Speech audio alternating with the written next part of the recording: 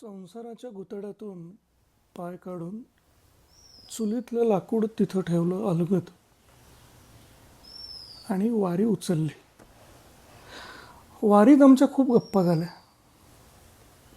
तुकोबा, तुम्ही व्यवहार चुकवले त्याची एखादी गाथा नाही तर जाताना पुस्तिका तरी लिहून जायला पाहिजे होतं आमच्यासाठी. म्हणजे मग तुमच्यावर ट्रेस पेपर ठेवून ज्यांनी ज्यांनी स्वतःला गिरवलं, चार चौघात मिरवलं, असे आम्हालाही व्यवहार चुकवता आले असते. मग आम्हाला गर्दी चुकवता आली असती, मानगुटीवरची भूतं चुकवता आली असती, हवं तिथं हवं तितकं डुंबून कौतुकाची ओल अंगावरच सुकवता आली असती. आम्हाला कळलं असतं, जो आपला आपला म्हणत येतो आडोशाला, तो नंतर आडोशालाच बांधायला घेतो घर आणि थांबवलं तर म्हणतो, हे आता तूच तुझी सावली बाजूला धर. आम्हाला हेही कळालं असतं की चिखलात धुळीत लंगडणाऱ्यांचे जे दीड दीड पाय शिक्के आहेत ते नाचणाऱ्यांचे असू शकतात. तुमची धुंदी कळाली असती, नदीकाठची थंडी कळाली असती.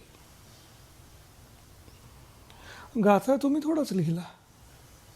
झाडाची पानं गळाली नदीवर नुसती, नदीनं त्याच्या होड्या केल्या. तुम्ही गाथा लिहिलाच नाही. तुम्ही बडबडलात अभंग नुसते, ते लिहून ठेवायचं भान संतू जगणाऱ्याला. हां, पण त्याच्यात भान जागवणारे तुम्हीच, शांतरान माजवणारे तुम्हीच, मनात ठाण मांडणारे तुम्हीच. आणि आमचा जगणाऱ्या आमच्याच चौथ्या अभंगाला स्वतःच्याच पुढे कवी लावून जातोय साहित्य संमेलन गाजवायला. पण आम्ही कुठं तुकोबा, आम्ही कुठले तुकाराम तुकोबा? आम्ही ट्रेस पेपर खालचे तोतये, किंवा आम्ही जगणारे शोधतोय आमच्या तुकोबाला या व्यवहाराच्या जंगलात.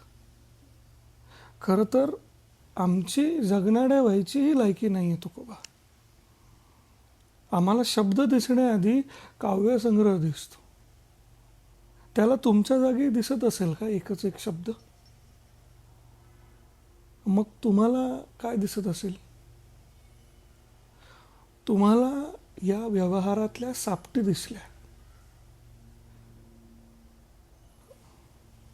म्हणजे खरं तर तुम्हालाही चुकला नव्हताच की व्यवहार.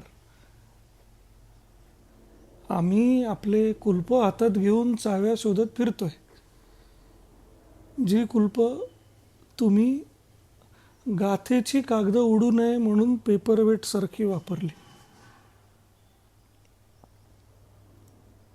वारी संपली.